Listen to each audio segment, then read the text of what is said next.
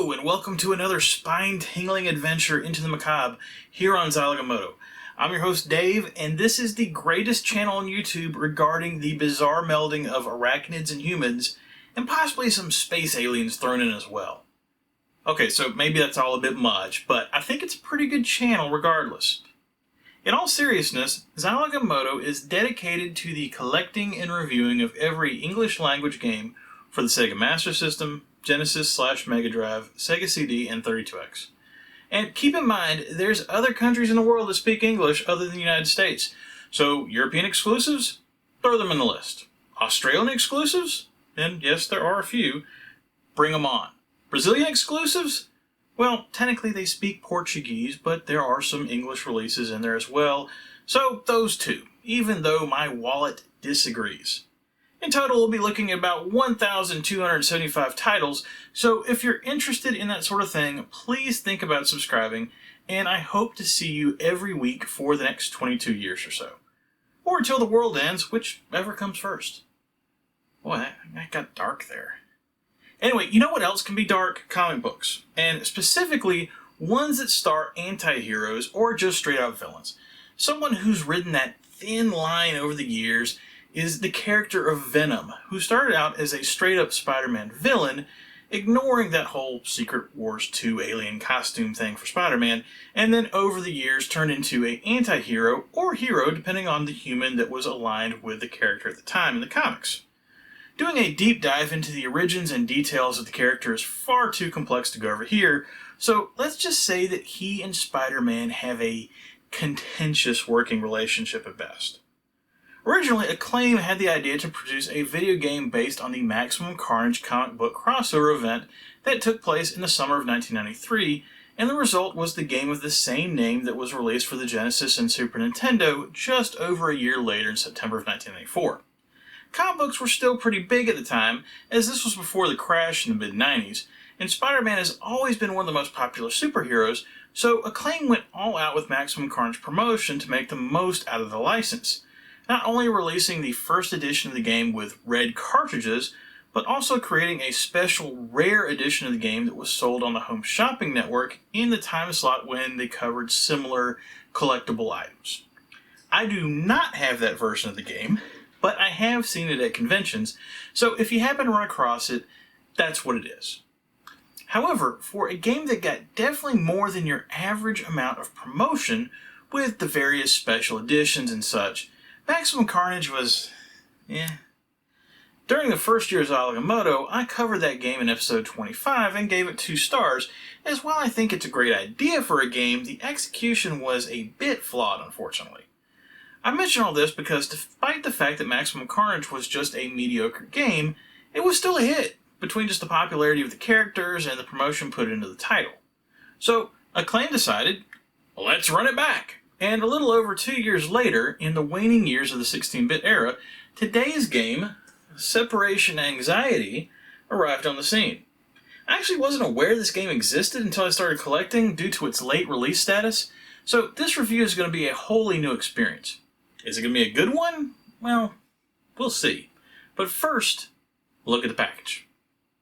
Okay, and now here we have the Genesis version of Separation Anxiety. Or more specifically, if you look closely at the title, Venom Spider-Man Separation Anxiety. This relates back to how Maximum Carnage was specifically titled Spider-Man Venom Maximum Carnage. But let's be real, no one actually refers to either of these games by those full titles. This copy is just in decent shape, with one of the most noticeable issues being this gouge right in the front cover. Thankfully, that's the worst of it though, and other than some wear on the corners of the spine and some other small marks here and there, the rest of the outer cover is intact, including the hang tab. It's been a few weeks since I've had one with an intact hang tab, so it's nice to finally get back to one that's not all hacked up. And other than those aforementioned corners, the inner cover is intact as well, with no water or sun damage, keeping that nice art looking good. One small detail that's helping this copy look as good as it does is that Acclaim was using their own clamshells late into the life of the Genesis and 32X. And that's why we're looking at a game that was released as late as it was, in November of 1995, and not being in a cardboard box like Sega had switched to for other releases. I mentioned I like the cover art on the front, and I do, especially with Venom's tongue working its way over into the Genesis sidebar on the left. Along with that art, there's also two notes. Team up as Venom and Spider-Man, which is referencing to the fact that this is actually a two-player game, as opposed to Maximum Carnage, and then also the all-new fighting and power moves, which, as I'll get to in a review, is stretching the truth just a bit. Also advertised on the front is this Spider-Man comics offer, which it turns out is a free 4-comic subscription from your pick of 4 different Spider-Man titles, and that's a nice little bonus for the kids. One last note about the front cover, if you notice, the rating is only kids to adults, which is kind of unusual for a beat-em-up, and in fact Maximum Carnage got what's probably a more appropriate MA13 VRC rating. But I think I know why that is, and I'll go over that in a bit in the review. Flipping over to the back, and at first glance, I love this rear cover with 7 screenshots of action from various parts of the game. And they each have their own top captions, selling things with stuff like Web of Confusion, smashing 2 heads is better than 1, and Venom and Spider-Man bury the diggers. Just don't try to actually look too closely at those screenshots, though, as they're incredibly blurry, especially for this later release. Don't know what went wrong there, but someone really dropped the ball in getting those captures. Opening the box up, and the manual and cartridge are in decent shape, minus that dog ear, but no special color cartridge here. The manual immediately reminds me of Maximum Carnage, with a very similar design and art on a dark background, and also similar looking font, especially when you get to the section that discusses the levels. I really wish this manual was in color with all the artwork and screenshots, but for whatever reason, Sega owners always got screwed in that regard, and only Super Nintendo owners got the full-color booklets. But even in black and white, this is a great manual that fully explains the game, each of the 13 levels, and then has background stories of all the characters as well to really round things out. Oh, and even some bonus codes from the previous owner. I love seeing that. Okay, that's the separation anxiety package. Let's get to the game and see just how much juice they were able to squeeze out of the aging console. As I mentioned earlier, Maximum Carnage was based on the comic book crossover event of the same name, and the game even included certain cutscenes between levels that had art that was directly derived from the comic books. Also, the guest starring heroes that were made available to assist you as you played through the game were involved in that crossover, so it made sense for them to be included in the game, and they weren't just being included seemingly at random. Separation Anxiety was also based on a series of comic books, but not the ones you might think, and here's where the problems start for the game. You see, Maximum Carnage, while not being one of Marvel's massive summer events, was still pretty big, consisting of a 14-part series that took place across 5 different titles, which provided a decent amount of source material for the plot of the game. Separation Anxiety, on the other hand, was actually only based out of a 4-issue limited series that took place about a year before the game was released in late 94, early 95. Or was it? You see, it seems like that the name Separation Anxiety was really just chosen because the series' name would have still been recent in the minds of comic book fans when the game was released. For instance, Spider-Man isn't even really involved in the Separation Anxiety limited series, as it's squarely aimed at Venom. Instead, Separation Anxiety is actually more in line with the plot of the original Venom miniseries, Venom Lethal Protector, which, amusingly enough, was taking place at the same time as Maximum Carnage. Okay, but enough comic nerd stuff. The whole point is that while Maximum Carnage had a solid medium-scale crossover to take advantage of and build character involvement around, Separation Anxiety's basis at best is a much smaller event, with the story having to be tweaked just to make it fit the game. And honestly, if this is done right, I don't mind it so much. I mean, hell, just look at all the video games that are out there that are based on movies and television shows that never should have been made because there's no way to build a game around them that made sense. At least in Separation Anxiety's case, there was something to tie the game back to. However, doing this right means being somewhat creative about how you pull it off, and not just slamming in Spider-Man as a playable character, and picking, really seemingly at random, Captain America, Ghost Rider, Daredevil, and Hawkeye as assist characters. They could have included Iron Man, Blade, Luke Cage, and She-Hulk, and it would have made the same amount of sense. And what it doesn't mean is removing all the cool cutscenes that Maximum Carnage had that made it feel like you were playing a comic book. The removal of those cutscenes is part of why I think Separation Anxiety was rated only kids to adults instead of MA-13, as some of the more objectionable content was in them, but I suppose it's possible that you could just chalk that up to being a different ratings council also.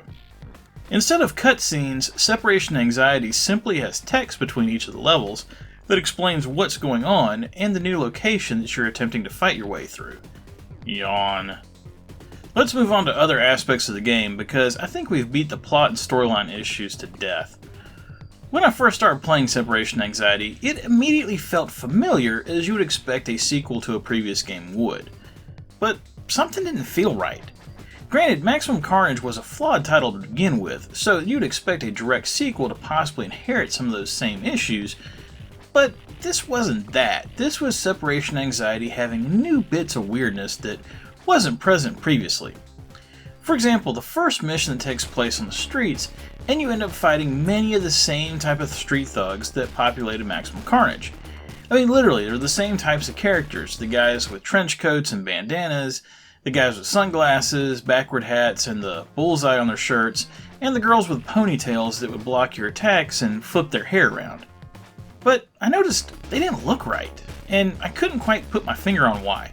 So I pulled up some video from Maximum Carnage to compare the two, and as soon as I was able to do a direct comparison between them, the difference was immediately noticeable. For some reason, rather than simply reuse the sprites from the first game for the characters, they totally redrew everything. And not only did they redraw all the sprites, they're now smaller, somewhat negating one of the good features of Maximum Carnage, the nice large cartoonish sprites. Spider-Man and Venom both look noticeably worse, not to mention all the enemies as well. And I'm just totally lost as to why they did this. Separation Anxiety weighs in at 24 megabits, 50% larger than Maximum Carnage's 16 megabits. So it's not like they were needing to reduce the size of the sprites and animations to make everything fit on the cartridge. It's not quite this dramatic, but think about it like this. If Streets of Rage 3 had gone back to the Streets of Rage 1 sprites, rather than reusing the material from Streets of Rage 2, if you're familiar with those games. And boy, I really hope you are, because if you're not, you need to turn this video off right now and go play them instead. Okay, enough about the oddness of the sprites. We'll give the developers the benefit of the doubt for the moment and say that they needed to redo things to accommodate one of the biggest changes between the two games. While in Maximum Carnage you can choose between playing as Spider-Man or Venom as you make your way through the game, you're still only able to play as one of those characters at a time. And one of the unique things about Maximum Carnage was depending on who you chose to play as would lead to a different path through the levels. Separation Anxiety eschews those branching paths because now you can choose between Spider-Man, Venom, or both. Like in Maximum Carnage, the characters play pretty much identically, but Spider-Man is slightly faster and Venom is slightly stronger. I do like the fact that the game is now a two-player affair, as beat-em-ups are almost always better when you can team up with a friend. However, included with the addition of a two-player mode is another strange modification from Maximum Carnage. Going back to the days of Final Fight at least, beat-em-ups traditionally would have two life bars, one for your character, obviously, but then also a life bar for the enemy that you're currently attacking, so that you know just how much life they have left to better aid you in the strategy used to take them down, especially if you're having to juggle multiple enemies at once. And Maximum Carnage got that right, with your life bar on the left and the enemy's life bar on the right at the top of the screen. Separation Anxiety? Not so much. Apparently, to accommodate two-player mode, Spider-Man is always on the left and Venom is always on the right, and if you're playing in single-player mode, the space for the character that you're not using just remains blank. Well, what about the enemy's health bar, you ask? At first, I thought it was totally gone, which seemed like a huge miss by the developers. However, when I played the game some more to capture in-game footage, I finally noticed that when you're fighting someone, a small icon pops up by your health bar that shows who you're fighting, and in that small icon, there's an even smaller white vertical bar that shows their health. I mean, at least they included it, I suppose, but it took me playing the game for almost 2.5 hours to notice it, and that's playing on a big screen TV. it was probably near impossible to see back in the day on a smaller TV set. And to add insult to injury, it's not mentioned in the manual either. I specifically double-checked after I figured it out, so you can't blame me for not reading the instructions. Just a bizarre design choice that I haven't seen in any other beat-em-up. From a gameplay perspective, Separation Anxiety plays exactly the same as Maximum Carnage. Exactly. Same punches, same grabs, same power moves if you land a number of attacks in a row, same wall crawling and swinging, it's all the same. Which is why I mentioned the line on the front cover about all new fighting and power moves. I have no idea what they're talking about. All I can think of is the aforementioned different cast of supporting characters. I mean, I suppose those attacks are different, but in reality, if you played Maximum Carnage, you know exactly what to expect here. And going along with that is a very similar level of difficulty and repetitiveness. To balance that out, it feels like the Separation Anxiety gives out more health, extra lives, and support characters to try to ease the difficulty some, and a password system was added to the game, allowing you to continue at a few different points. But even with all that, the game just feels artificially difficult, just like Maximum Carnage did, and Spider-Man and Venom just seem like they should be able to take more damage. They're superheroes, for crying out loud. I've been pretty critical of Separation Anxiety so far, and I think for good reason, but one aspect of the game that they got right was the music. The background music is fantastic, and really fits the high-energy nature of the game. It changes up a bit from level to level, which is nice, and keeps things from seeming too repetitive.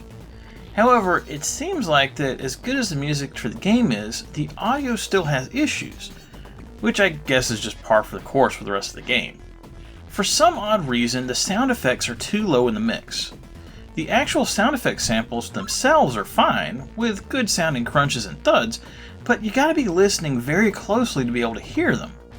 This was not an issue in Maximum Carnage, so I have no idea what went wrong, but clearly this is something that should have been caught in testing.